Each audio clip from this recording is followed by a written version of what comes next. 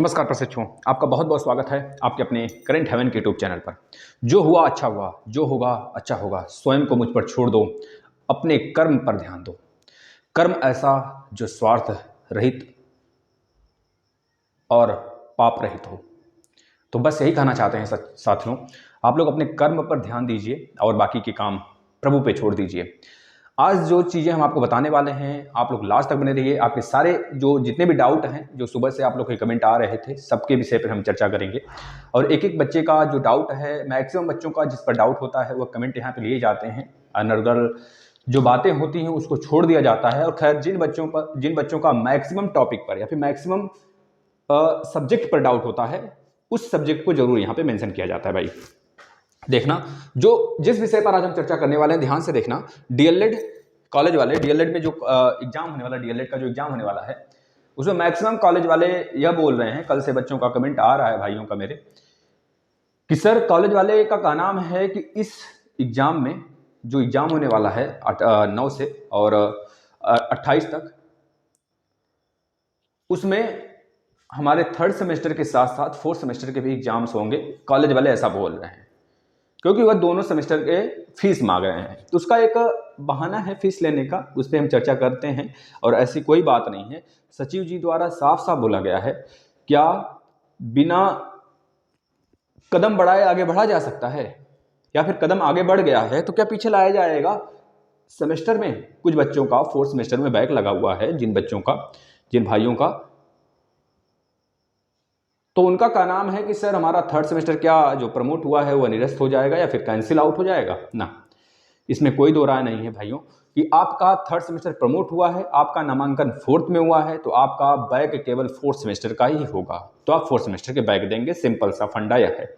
और अगर कॉलेज वाले यह बोल रहे हों कि हमें थर्ड सेमेस्टर के फीस और फोर्थ सेमेस्टर के फीस सबमिट कर दो, आपके दोनों सेमेस्टर के यहाँ पे एग्जाम होने वाले हैं, तो कॉलेज वाले का साफ साफ फंडा यहाँ पर यह है बच्चों, हमारे भाइयों, वो फोर्थ सेमेस्टर और थर्ड सेमेस्टर, क्योंकि सेशन समाप्त हो चुका है ना, तो उनको यह डर है, कुछ बच्चे एग्जाम छोड़ देते हैं, है ना। तो बस इस कारण से वह किसी न किसी बहाने अपना फीस निकलवाना चाहते हैं और कुछ नहीं। इसमें कोई दो राय नहीं है। जैसे कि जिनका जो फोर्थ सेमेस्टर में पहुंचे नहीं होंगे, तो फोर्थ सेमेस्टर का एग्जामिनेशन फीस नहीं जमा किए होंगे, पहली बात तो वहां पर इनका घाटा होगा, किसका? कॉलेज वालों का। और प्लस जो फीस नहीं दिए होंगे हमारे अभ्यर्थी, हमारे बच्चे, हमारे भाई बहन, तो प्लस उसका घाटा या नुकसान कॉलेज वाले को सहना पड़ेगा। तो यह चाहते हैं किसी तरह फीस निकलवा लिया जाए। तो फीस के लिए आपको यहाँ पर आपके ऊपर साफ साफ थोपा जा रहा है। पहली बात है, देखिए, कॉलेज वाले अपने मकसद के लिए आपसे बहुत सारी चीजें करवा लेते हैं, समझ रहे हैं। अगर हमें तो ऐसा नहीं कहना चाहिए, क्योंकि हम एक यहाँ पर शिक्षक की नज़र से आपके सामने या फिर शिक्षक के दरमियान आपके सामने होते हैं, है ना। तो हमको तो ऐसा नहीं कहना चाहिए, क्योंकि कॉलेज वाले साफ साफ हम बता दें भाइयों आपको, वो मात्र इस विषय पर चर्चा करने के लिए तैयार होते हैं जो उनको पैसा दे दिया जाए। बस इस वजह से वो आपको यह बता रहे हैं, बार बार उनके कहने का सेंस यह निकल रहा है कि थर्ड सेमेस्टर और फोर्थ सेमेस्टर के एग्जाम साथ साथ होंगे, आप फीस दे दो। तो इतना समझ लें, 2 सेमेस्टर के एग्जाम साथ साथ कभी हुए नहीं है और ना ही होंगे, इतना याद रखना। और जो बैक प्रशिक्षु 2019 बैच के हैं, उनका back semester plus third semester का एग्जाम होगा, इसमें भी कोई संशय नहीं है। प्लीज आपसे रिक्वेस्ट है कि बार बार ऐसी बातें ना करें कि क्या सर कंफर्म करिए या सर कंफर्म कर दीजिए, हमारा बैक का प्लस थर्ड का साथ होगा या फिर थर्ड का प्लस फोर्थ का साथ होगा। जो बच्चे पास हो गए हैं सेकेंड सेमेस्टर में, उनका थर्ड और फोर्थ बोला जा रहा है कॉलेज द्वारा होना चाहिए या फिर होगा। फीस मांग रहे हैं, तो फीस मांगने का सिर्फ जरिया है भाई, आप घबराए नहीं, आप मात्र और मात्र थर्ड सेमेस्टर की तैयारी करें। और थर्ड सेमेस्टर के सारे क्लास हमने चला दिए हैं प्रभु। आपको 12 बजे से मैथ के क्लास मिलते हैं, कल 5वां इकाई खत्म होगा, 1 घंटे के अंदर 1 इकाई का निचोड़ पूरा दिया जाता है। 20 दिन का क्रैश कोर्स चलाया गया है। अगर आप देखते हैं तो शायद ही ऐसा हो कि आप 1 नंबर का भी क्वेश्चन गलत करके आए।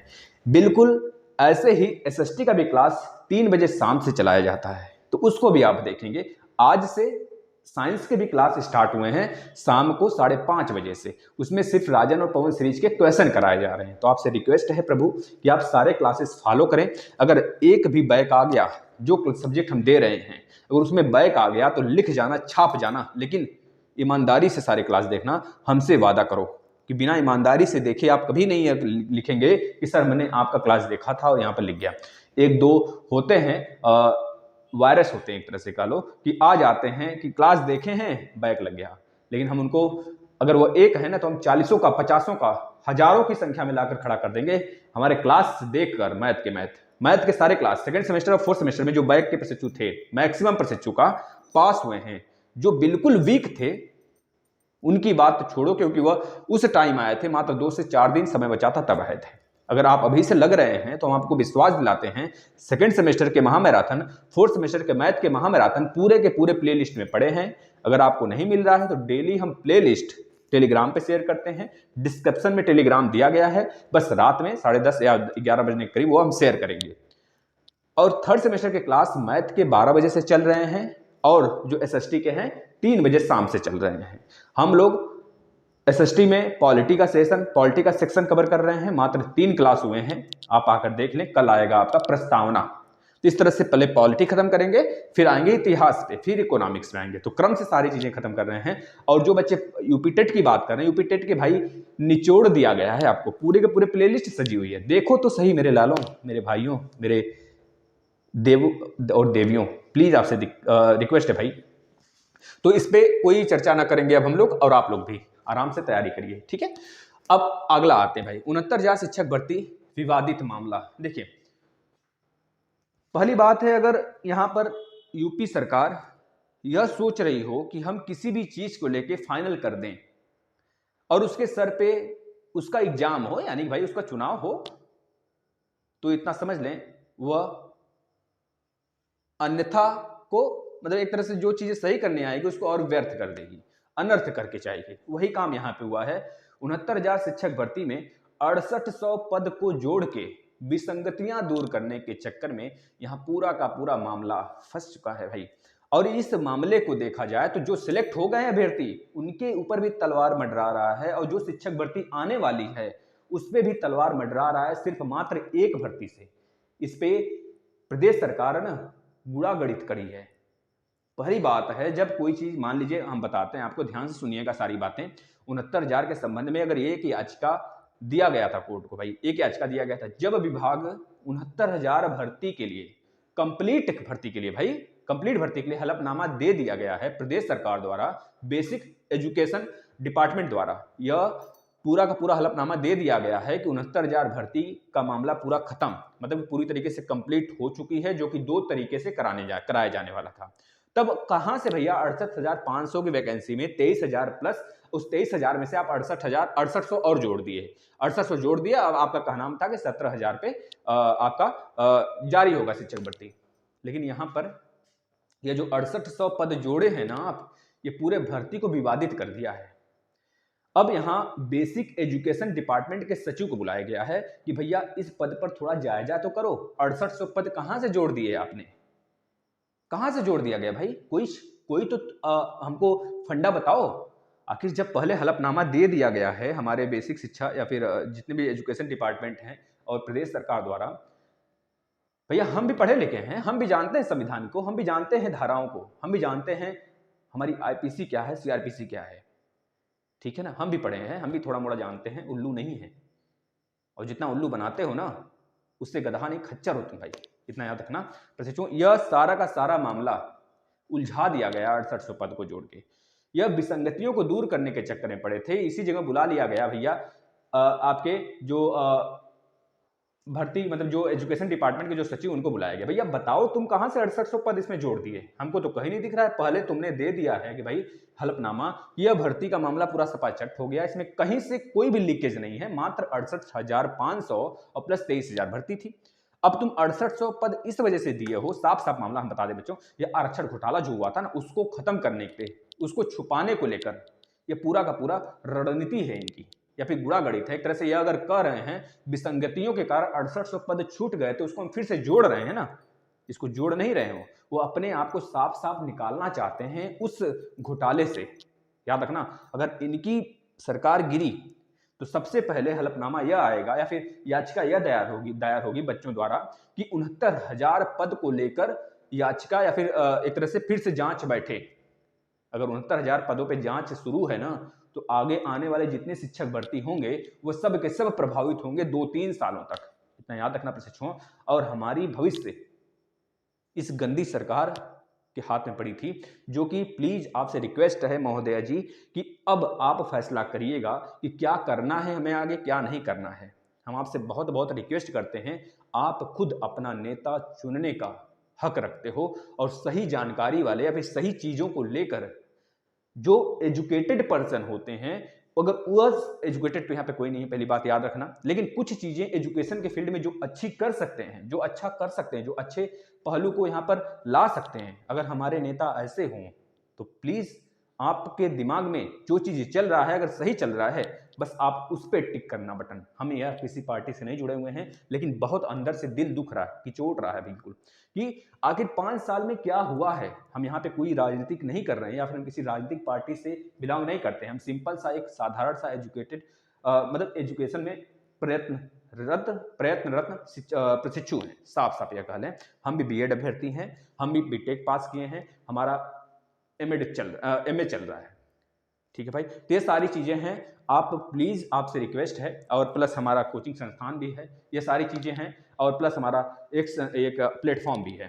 कुछ थोड़ा बहुत इनकम हो जाते हैं, उसी में जीवन यापन होता रहता है। यह है कि पिताजी से मांगना नहीं पड़ता है, लेकिन फिर भी दिल दुखता है, कब तक इस तरह से चलेगा? 30,000 20,000 में कब तक क्या कुछ होगा? लेकिन प्लीज हम आपसे रिक्वेस्ट करते हैं कि इस बार आपके हाथ में फैसला है और आप खुद चुनेंगे अपनी सरकार, उसको चुनेंगे, अपनी सरकार नहीं, अपने चाहने वाले को, अपने जो आपके लिए अच्छा करें, आपके लिए ही नहीं, जो एजुकेशन के लाइन में अच्छा करें। बोलने को तो बहुत कुछ बोलते हैं, हम तो कहते हैं जो मोनोपॉली है ना, ये हर साल सरकार बदलनी चाहिए। अगर वो अच्छा कर रही है तब भी, अच्छा नहीं कर रही है तब भी, ये मोनोपॉली हटेगा ना तो सब उसको खुद धक्का लगेगा कि भाई हम क्या आखिर बुरा कर रहे थे कि इस बार हमको हटना पड़ा। उसको सोचने पे विचार, अगर इस बार यही सरकार आ गई ना तो याद रखना उसका मन साले का बढ़ जाएगा, साले क्या, सॉरी माफ करना, उसका मन बढ़ जाएगा, उसका मन बढ़ेगा कि भैया हम तो अच्छा काम किए थे, फिर से आ गए। भाई 403 सीट हैं विधानसभा के, 403 सीट में अगर बात करें, पोलिंग हुआ था पंजाब से, क्योंकि कितने राज्य, 5 राज्यों में चुनाव है ना, 5 राज्यों में है, 10 फरवरी से स्टार्ट हो जाएंगे, 10 फरवरी से आपके यहाँ पे पहला पोलिंग होगा। 7 के आसपास में, 3 को आजमगढ़ में है और 7 को आसपास में बनारस में। 7वां जो है 7 तारीख को, 7 मार्च को लास्ट है, और 10 तारीख को, 10 मार्च को आपका एक तरह से मतदान, मतलब मतगणना शुरू हो जाएगा। मतों की गणना जितनी हुई रहेंगे, अप्रैल तक रिजल्ट आ जाएगा। यही तो है पूरा चर्चा। लेकिन वहां पे पोलिंग हुआ था पंजाब में कि सपा को दिया गया भाई 65%, और मतलब बहुत सारी जनसंख्या थी, मतलब लाखों के आसपास जनसंख्या थी, उसमें पोलिंग हुआ था। तो 65% इनके पास आया था, और 30% के आसपास में, 30 नहीं लगभग 35 के आसपास में बीजेपी के हाथ में आया था, और अन्य के पास गया था। कांग्रेस सफाया है,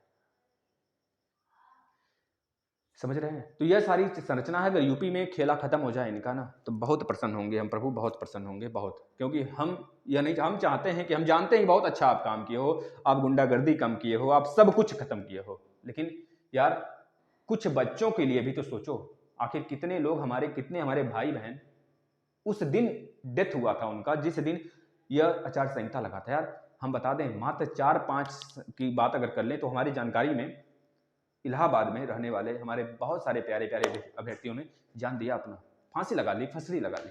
आखिर क्या बिगाड़ा था उन्होंने आपका? यार उन्होंने मेहनत ही तो किया था अपने खून पसीने से, तुम्हारी तरह धोखाई तो नहीं था बे, आपकी तरह धोखेबाजी तो नहीं किया था वो कि भैया धोखे में कुछ कर लो और बन जाओ नेता। भाई नेता बनना है ना, याद रखना, आखिरी आखिरी जो स्टूडेंट का ख्वाब होता है छात्रों का ना, गुंडागर्दी।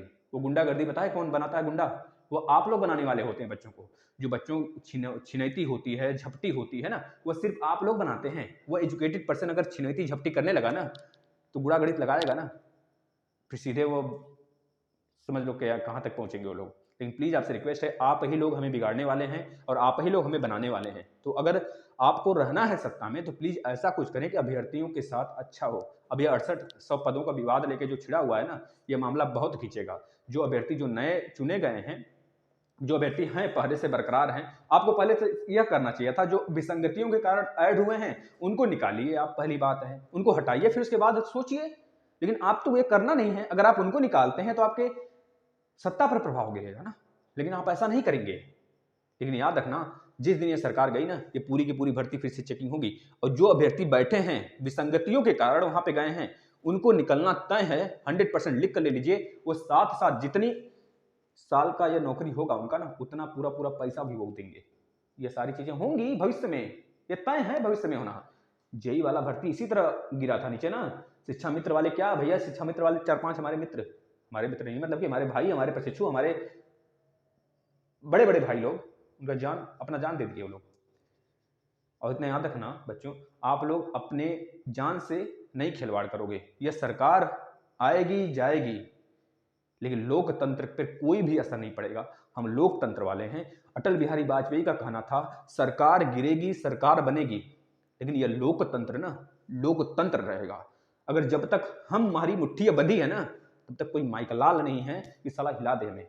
हम लोग उसको लाएंगे जो हमारे लिए कुछ करता है, हम उसे नहीं चुनेंगे जो हमारे साथ ही खेलता है साला ना। बच्चों, आप लोग, हमारे भाई बहन से विनती है, प्लीज बहुत बहुत विनती है कि आप लोग अपनी मुट्ठी बांध कर रखें हमेशा। और यह संगति जो है ना, आपको बहुत ऊंचाई तक ले जाएगा, क्योंकि यह जब तक अलग अलग है ना, तब तक इसे कोई भी टेढ़ कर देगा, लेकिन जब बंध जाएगा ना, तो जहां मारेगा वहां पे पूरा का पूरा सुपाड़ा साफ हो जाएगा उसका। बस प्लीज आपसे रिक्वेस्ट है कि अपने भविष्य के बारे में चिंता करें, ठीक है। आगे बात करें यूपी टेट परीक्षा तिथि को लेकर संशय में, तो एक बता दें हम आपको, जो एक चीट मामले सा वायरल हो रहा है बच्चों, अभ्यर्थियों हमारे, उसको लेकर आप परेशान न हो भाई। वह आप खुद अगर नीचे पढ़ेंगे तो एक लग जा रहा है कि प्रिंट आउट की तरह कोई निकाल कर वायरल करा दिया है। लगभग वहां पे 2022 लिखा है भाई, बल्कि यदि यूपी टेट तो 2021 वाला है, अब 2022 का सूरा लिख कर रहा है। मतलब सबसे बड़ी, देखिए भाई, हम तो सीबीआई नहीं है यहाँ पे, लेकिन थोड़ी चीजें जो होती है ना, गलतियां सामने दिख जाती हैं आके, और साफ साफ उसमें झलक जाता है कि साला यह जो वायरल हो रहा है चीट ना, यह सदा सत गलत है। अभ्यर्थी प्रशिक्षु हमारे, थोड़ा सा भी गौर करिए इस बातों को लेके। थोड़ा सा भी, अगर आप एजुकेटेड हैं, आप ग्रेजुएशन पास किए हैं, आप पोस्ट ग्रेजुएशन हैं, आपके पास डीएलएड और बीटीसी बीएड का सर्टिफिकेट है, तो इतनी चीजें तो आप समझ सकते हैं, समझदार होंगे। और आपका जो एग्जाम है तय समय सीमा पर होगा। अगर तय समय सीमा पर नहीं होता है तो याद रखना, पहले बस बात यह सुन लीजिए, इसके जो यह वायरल हो रहा है, इसके द्वारा कोई भी फर्क नहीं पड़ने वाला है। आपका एग्जाम अभी कोई नोटिस नहीं कि कैंसिल हुआ है, लेकिन यहाँ पर कुछ अड़चने आ सकती हैं। जैसे कि 10 से लेकर 16 तक के समय देखें तो सारे कॉलेज, सारे स्कूल, सारे माध्यमिक और उच्च माध्यमिक स्तर पे जो विद्यालय हैं उन सबको बंद है। ओमिक्रॉन के लेके बहुत सारे केसेस मिल रहे हैं भाई, एक 1.5 लाख पूरे भारत में देखें तो 1.5 लाख प्लस हो चुका है ना। तो बहुत सारे केसेस मिल रहे हैं। ऐसे में अगर देखिए, हम किसी की बात को नहीं काटते यहाँ पर। अगर आप लोग जो इच्छाएं हैं, जो चीजें हैं, आप अपने मन की बातें रखें, क्योंकि आर्टिकल नंबर 21 आपको अपने जीवन के जीने का हक देता है, ठीक है भाई। तो आप उस विचार से अपने बातों को स्पष्ट तरीके से रखिए और उस पर सुविचार या फिर स्पष्टीकरण किया जाएगा, ठीक है भाई। और यूपी टेट की बात कर ले भाई, देखना, अगर यह टलता है तो सबसे बड़ा चुनौती होगा सरकार को। अगर सरकार इस कोविड-19 के बीच में, कोरोना के काल में, महामारी जो पांचवा चरण है ना भाई, चौथा चरण खत्म, पांचवा चरण जो टीकाकरण वगैरह, आज का न्यूज़पेपर आर्टिकल आपने पढ़ा होगा, तो उसमें साफ साफ हमारे प्रिय मोदी जी, प्रिय पीएम जी, उनका कहना था कि हम प्रदेश सरकार से रिक्वेस्ट करते हैं कि वह बच्चों के लिए कोविड-19 के जो टीका है उसका परसेंटेज दर बढ़वाएं, फटाफट करवाएं सारी चीजें। तो आखिर डर है तभी तो भाई। और रहा की बात यूपी टेट के बारे में, अगर यह कोविड-19 को लेकर, यानी कि ओमिक्रॉन जो हमारे साउथ अफ्रीका से आया है, ओमिक्रॉन का बच्चा, ओमिक्रॉन का पापा, छुट्टी वाला, अगर वो आया है साउथ अफ्रीका से, अगर उसके कारण यूपी टेट के एग्जाम कैंसिल होते हैं, पहली बात एक बार कैंसिल हो चुका है, अगर इस बार कैंसिल हुआ तो बहुत बड़ा बखेड़ा खड़ा होगा। अगर कैंसिल करते हैं तो उनको यहाँ पर यह भी बताना होगा आखिर कैंसिल क्यों कर रहे हो। जब तुम रैलियां कर रहे हो भाई, जब आप रैलियां कर रहे हैं तो उस समय ओमिक्रॉन नहीं आ रहा है। यूपी टेट के एग्जाम कराने के लिए 22 लाख बच्चों का जो भविष्य है, भविष्य का सवाल है, उसके लिए आप खिलवाड़ कर रहे हो। जितना देरी होगा इसमें, उतनी देरी शिक्षक भर्ती में होगी, और शिक्षक भर्ती का रोड़ा सबसे बड़ा 69,000 वाली भर्ती है। समझ रहे हैं ना सारी बातें। तो इसमें कोई स्पष्टीकरण नहीं है या फिर कोई भी निर्णय नहीं है कि आपके एग्जाम टलेंगे। इतना याद रखना, आपके एग्जाम नहीं टलेंगे। आपके एग्जाम, अगर हम अपने थोड़ा सा अनुभव के हिसाब से बताएं तो आपके एग्जाम नहीं टलने वाले हैं, क्योंकि यहाँ पर उनके दिमाग में बहुत सारी लीलाएं चल रही हैं। अगर वो कैंसिल करते हैं, टालते हैं, तो आपका एग्जाम अप्रैल के बाद होगा, जब तक चुनाव नहीं हो जाता है। लेकिन अगर ये टालते हैं तो सबसे बड़ा सवालिया यह पैदा होगा भाई कि आप जब अपने चुनाव के लिए तुम रैलियां करा सकते हो तो भीड़ मच सकता है, करोड़ों का, लाखों का आपके आसपास, तो उस समय कोरोना नहीं फैलेगा, बल्कि छींक रहे हो आप एक के ऊपर, खांस रहे हो एक के ऊपर, सटे हुए पड़े सटे हुए हो, सेल से सेल टच हो रहा है, वहां पे कुछ नहीं हो रहा है। और आपके जो यह भविष्य जो यह भविष्य हैं, हमारे देश के जो भविष्य हैं, उनके साथ खिलवाड़ कर रहे हो ना। ऐसा नहीं होगा, अगर होता है तो फिर उस पर विचार विमर्श किया जाएगा। खैर, प्रदेश सरकार डायरेक्ट इसमें सीधे घेरे में आ जाएगी। फिर आगे सीटेट एग्जाम की बात करें बच्चों, हमारे अभ्यर्थियों, हमारे भाइयों, हमारे बहनों, सीटेट परीक्षा तिथि के लिए बात करें तो जो 16 तारीख और 17 तारीख की परीक्षा थी वो कैंसिल हुआ था भाई। वो कुछ बग आ गए थे सिस्टम में, इस वजह से, या फिर कुछ भी रहा हो, लेकिन जो भी कहा जा रहा है यहाँ पे बग, क्योंकि पहली बार ये ऑनलाइन तरीके से कराया जा रहा था एग्जाम, इस वजह से बगिंग वगैरह का प्रॉब्लम था, कुछ वायरस वगैरह आ गए थे जिसमें कि दिक्कत आया था सिस्टम में, और इसको टाल दिया गया है। आप वेबसाइट पे देख सकते हैं, आपके एडमिट कार्ड जारी हो गए होंगे, आप देख सकते हैं, इसमें शायद निकल भी रहा है, निकल रहा है भाई, निकल रहा है शायद। तो 17 तारीख 16 तारीख वाला जिनका प्रशिक्षु का जिसका एग्जाम कैंसिल हुआ, तो वो देख सकते हैं यहाँ पे, ठीक है। और आगे बात कर लेते हैं 3 बार बैक डीएलएड की चांस की बात कर लें तो आज बहुत सारे अभ्यर्थी गए हैं। हम आपसे रिक्वेस्ट करते हैं कि जो बच्चे बोल रहे हैं कि सर डीएलएड तीसरी बार के बाद 3 बार बैक है, चौथी बार चांस मिलेगा कि नहीं मिलेगा, 100% मिलेगा, इसका श्योरिटी हम नहीं देते, लेकिन यह कहते हैं कि 100% ना तो ना, अगर आप अपना कर्म भी नहीं करेंगे तो बिल्कुल श्योर है कि आपको नहीं मिलेगा चांस। अगर आप प्रत्यावेदन नहीं दिए हैं, प्रत्यावेदन क्या होता है, प्रत्यावेदन एक एप्लीकेशन होता है, उसमें आप रिक्वेस्ट करते हैं कि हमें महोदया जी एग्जाम देने के लिए एक बार और मौका दिया जाए, हम प्रार्थी या फिर प्रार्थनी हैं जो कि फला कॉलेज से, फला जिले से या फला डाइट से हैं, हमें एक बार और चांस दें, क्योंकि हमारे फेफड़े में कोविड-19 का केस हो गया था, कोविड-19 हो गया था भाई, जिसके कारण हमारे फेफड़े में दिक्कत था, हमारे सांस लेने में दिक्कत थी, थोड़ी सी वहाँ पर लिख देंगे, रच देंगे ना, हो जाएगा। और कोई जो बच्चे बोल रहे हैं मेडिकल लगाने की जरूरत है, तो मेडिकल लगाने की उतनी आवश्यकता नहीं है, क्योंकि कापियां किस प्रकार से चेकिंग होती है इसके विषय में हम लोग जानते हैं, और उससे पीएनपी भी परिचित है। तो आप लोग प्लीज, आपसे रिक्वेस्ट है कि चौथी बार आप दें, और आपके एडमिट कार्ड आएंगे। अगर पिछली बार आया था तो बहुत जल्द, अभी भी जमा हो रहे हैं, तो आप जितनी जल्दी देंगे उतनी जल्दी, और आपके लिए बहुत अच्छा प्रयास होगा भाई। आप दे देंगे तो आपके लिए बहुत ही अच्छा होगा, क्योंकि पिछली बार भी जो नंबर है भाई, पहले तो अभ्यर्थी का नंबर चढ़ाया जाता है, कितने अभ्यर्थी दिए हैं वहां पर प्रत्यावेदन। आज हम खुद एक प्रशिक्षु का दिलवाए हैं, जो कि हमारे व्हाट्सएप से जुड़े थे, तो उन्होंने बहुत रिक्वेस्ट किया था भैया दे दीजिए, है ना, तो उनका हमने ट्रांसफर किया है। जो एक प्रशिक्षु गए थे तो उनके पास हमने ट्रांसफर किया, पीडीएफ बना के वो निकलवा के जमा कर दिए, और वहां पर आपको एक तरह से रिसीविंग मिलेगा, वो मुहर वुहर लगा के, तो उसको आप लिए रहेंगे, जिससे कि पता चलेगा हाँ हमने दिया है ना। तो 3 बार बैक वाले प्रशिक्षु, उनको विनती भाई उनसे बहुत ज्यादा कि आप लोग जमा करेंगे, जो 2017-2018 बैच के हैं, और इस ख्याल में रहेंगे, पूरा विश्वास के साथ जमा करेंगे। पिछली बार भी आया था, इस बार भी आपका नाम अगर लिस्ट में आ जाता है तो आपके एग्जाम जरूर होंगे, प्लीज, ठीक है। अगर कोई भी दिक्कत हो, और सारे क्लासेस आप करिए भाई, यूपी टेट के लिए बहुत बेहतरीन क्लास दिया गया है महोदय जी, आप करिए, है ना। थोड़े से हम फंसे हुए हैं डीएलएड के एग्जाम को लेकर, नहीं तो फिर यूपी टेट का पूरा मैराथन लगा देते, वैसे मैराथन बहुत सारा खत्म हो गया है, तो आप कर लेंगे उतना, तो शायद एक नंबर भी आपका कहीं से छूट जाए, नहीं छूटेगा। प्लीज आपसे विनती है, धन्यवाद।